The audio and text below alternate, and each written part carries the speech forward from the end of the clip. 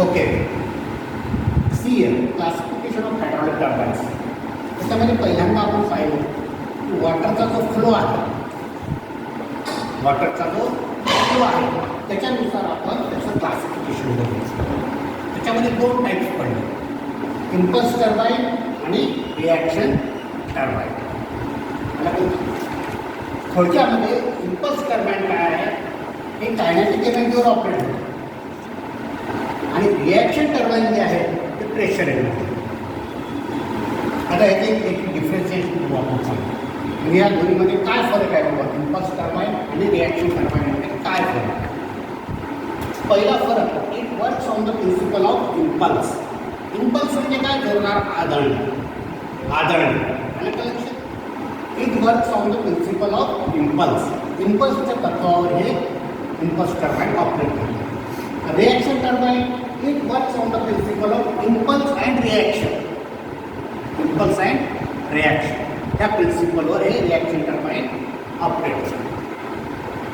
Second point, water from nozzles comes out in the form of jets which impinge on the buckets of runners. म्हणजे impulse टर्बाईनमध्ये काय होते, ह्या जेटमधून water येते, त्या जेटमधून water लागतं आणि हे वॉटर हे टर्बाईनचे जे बकेट आहे त्याच्यावर आदळतं. जसं आपला पंखा आहे, आलं का लक्षात, आपण पंख्याला जर एका पंख्याला लाकडाने मारलं तर हे पातळी इथे येतं. त्याप्रमाणे ह्या जेटमधून जे वॉटर येते ते वॉटर कशावर आढळतं, जे टर्बाईनचे जे बकेट्स आहेत त्याच्यावर आढळतात, म्हणजे रोटेशन आहे. त्या अशा प्रकारे इम्पल्स टर्बाईनमध्ये ऑपरेशन आहे. आणि ह्याच्यामध्ये काय होतं, रिॲक्शन टर्बाईनमध्ये water is guided by the guide plates to flow over the moving vanes. बघा शब्द काय वापरून आहे, to flow over the moving vanes. Over the moving म्हणजे त्याच्यावरून तो प्रवास, म्हणजे कसं होतं आता ह्याच्यामध्ये काय होतं, ह्या पाईपामधून पाणी आत घुसतं, बरोबर आहे, आत घुसलेला आहे. इथं जेट वगैरे आहे का, नाही.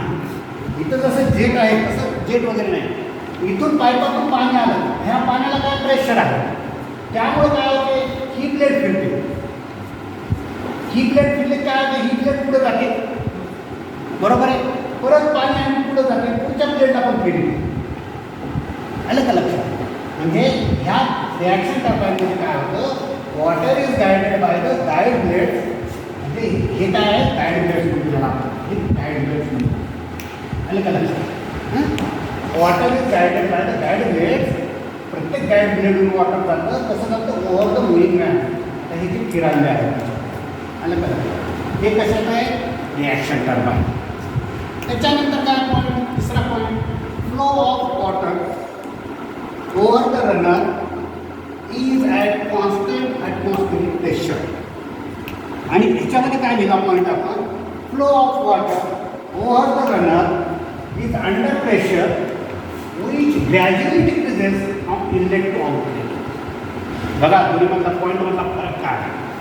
हा तिसरा पॉईंट काय म्हणतो, हे जे जेटचं वॉटर आहे, हे जेटचं वॉटर, फ्लो ऑफ वॉटर, हे वॉटर ह्याचं जे प्रेशर आहे प्रत्येक पात्यावर समान लागायला लागलं. ह्या जेटचं जेवढं प्रेशर आहे ह्या पात्याला लागलं, आलं लक्षात. हे पाता कुठं जाईल, कुठं जाईल, पुढं गेल्यानंतर हे पाता जेव्हा इथं येईल त्याच्यावर पण तेवढंच प्रेशर लागायला. म्हणजे कसं प्रेशर लागायला आहे, कॉन्स्टंट. कसं लागायला आहे, कॉन्स्टंट प्रेशर लागायला. पण ह्याच्यामध्ये तसं होत नाही मित्रांनो. बघा आता हे पाणी आहे, इथं जे प्रेशर राहील ते इथं राहील का, प्रेशर राहणार नाही. कारण का, हे प्रेशर ह्या ब्लेडला लागणार, ती ब्लेड फिराली म्हणजे कोणाची ताकद आहे, ह्या पाण्याची ताकद आहे की ना त्याला फिरण्यात. ते फिरल्यानंतर पाणी समोर चाललंय पण त्याची थोडी ताकद कमी व्हावी. म्हणजे ह्या ब्लेडवर जेवढं प्रेशर लागलं त्याच्यापेक्षा कमी प्रेशर पुढं गेलं पाणी ह्याच्यावर कमी लावायला पाहिजे. आलं का लक्षात. म्हणून आपण इथं काय लिहिल्या, flow of water over the runner is under pressure which is gradually decreases. Gradually म्हणजे काय, हळूहळू. आलं का लक्षात, ग्रॅज्युअली डिक्रीजेस. आलं का लक्षात. म्हणजे हळूहळू ह्या वॉटरचं प्रेशर पुढं काय व्हायला, कमी व्हायला. आलं का लक्षात. चौथा पॉईंट काय बघा, केसिंग इज नॉट मस्ट. आणि इथं काय येईल, केसिंग इज इसेन्शियल. केसिंग म्हणजे काय हो, आता आपला गेअरबॉक्स आहे टू व्हीलरचा, त्याच्यावर केसिंग असते, झाकण पडते. इथं केसिंगची काही गरज आहे का हो? काही गरज नाही. कारण का हे पाणी ह्याला ढकललं की ते पाणी आपोआप घेऊन आलं, दुसरं पात आलं की त्याला परत पाणी ढकललं. पण इथं जर केसिंग नसेल तर हे वॉटर काय होईल, पुढं प्रेशर अप्लाय करू शकणार नाही. कारण त्या प्रेशरवर अप्लाय व्हायला आलं का लक्षात. हे रिॲक्शन टर्बाईन कशावर अप्लाय होतात, प्रेशर एनर्जीवर. प्रेशर केव्हा तयार होते, आतमध्ये जर झाकून असतं तरच ना. आपण जेव्हा शेवया काढतो किंवा आपण हॉटेलमध्ये बघतो तळताना, आपण वरून प्रेशर लावालं, इनक्लोज आहे म्हणून त्याला प्रेशर लागाले ना. म्हणजे केसिंगची गरज आहे. रिॲक्शन टर्बाईनला काय, केसिंगची गरज आहे. जशी आपली हिरीवरची मोटर केसिंग असते ना, त्याच्यामुळे तो पाणी दुसऱ्या पाईपमधून जातं. तिथं जर केसिंग नसलं तर पाणी तिथंच ओव्हरफ्लो झालं असतं. आलं का लक्षात. म्हणजे रिॲक्शन टर्बाईनला केसिंगची गरज आहे. आलं का लक्षात, याला केसिंगची गरज आहे.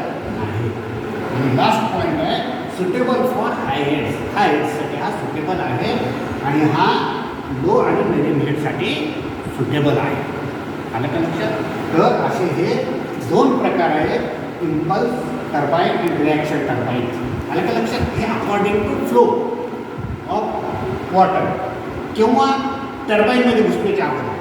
टर्बाईनमध्ये वॉटर कशा पद्धतीने घुसतं त्याच्यावरून आपण टर्बाईनचे दोन प्रकार पाडले, इम्पल्स आणि reaction. Are you getting? Okay, will stop here. Please subscribe my channel.